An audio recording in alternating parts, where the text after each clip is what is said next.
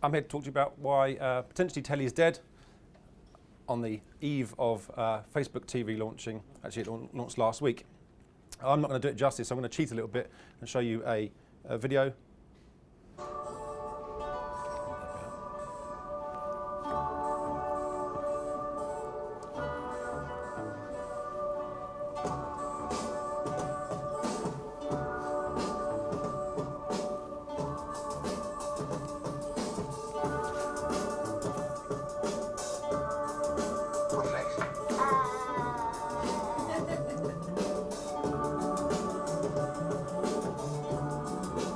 We're making a store for Donovan. Wow. All right. Congratulations, guys. Last to the 11th, tied at 7. Go! Win it!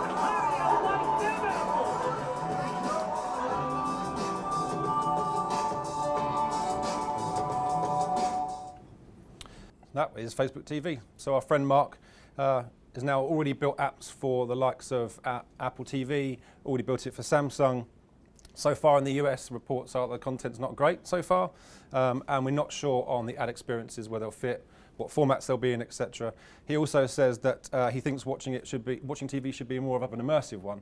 And I'm not convinced I prefer that myself. I'd rather sit back on the sofa and watch telly, but things are changing, and we like to share stuff. He also said, and I wanted to get this in, that he wasn't a publisher. Then admitted that about a year ago that Facebook is a media company, not a traditional one necessarily, but still a media company. And now he appears to be softening a touch with the launch into what is linear TV and YouTube at the same time. And why is he doing it? Really simple, kind of running out of space to make money. Loads of ads in feed, we're overrun by them now, and he can't make enough cash. Also, the TV in the US is worth $70 billion alone, so why wouldn't you get into this space? We've also seen a massive demand, apologies for the chart, a massive demand for connected TV ad requests. This is through Videology, so huge requests for linear TV being viewed via video platforms.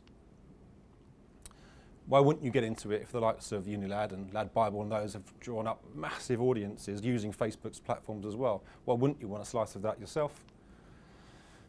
And indeed, by 2020, video viewing is due to grow from now by 65%. Not a great deal on its own necessarily, because we've already reached quite a large amount.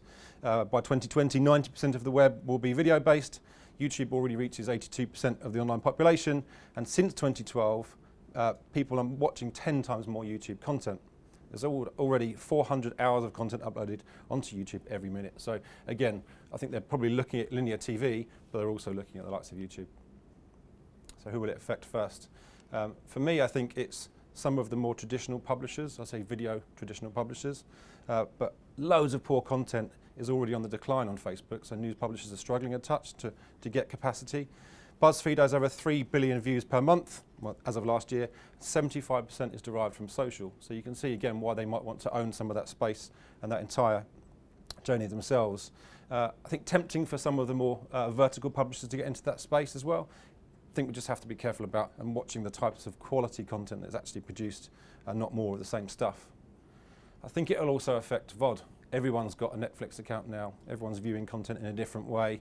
Everyone's paying for some of that content. I think if Facebook produced great quality premium content, then that could be on the wane as well.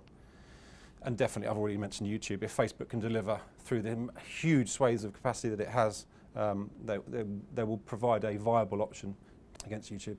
And for me, I think undoubtedly the effect on terrestrial linear TV, these guys have worked so hard, some of the programmers, to try and attract 18 to 24-year-olds over the last 20, 30 years. Have done so okay, but it hasn't been at mass scale. And that's largely because of paid social, so young kids don't necessarily watch the same sort of TV. So it would definitely affect if Facebook challenged them. And what's next? A few lovely charts for you. Traditional TV viewing among 18 to 24-year-olds, nothing new, is on the wane. Not just the time, also the platforms.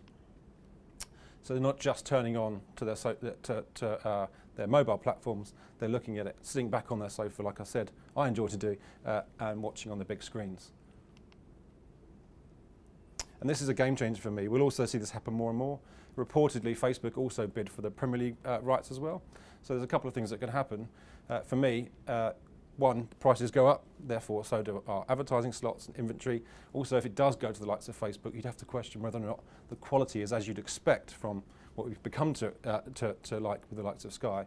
And it could in theory turn people off, which in turn means less inventory, prices go up.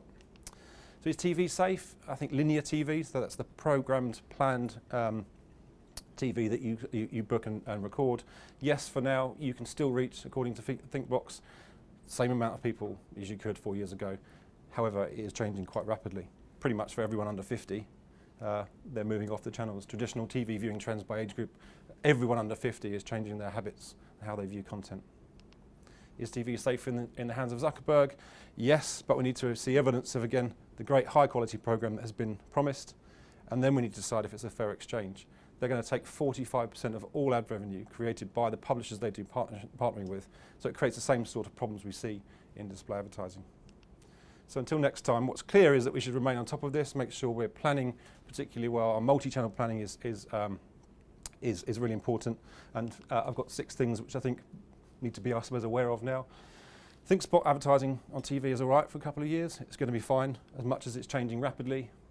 We'll be able to buy audiences as we've always done, but on TV as well. It'll be guaranteed, digitally verifiable and measurable, which is what we've always wanted. Across multiple screens, including the big ones on your sofa, and because we'll be doing it programmatically, we've already seen the likes of AdSmart change the way we might buy TV.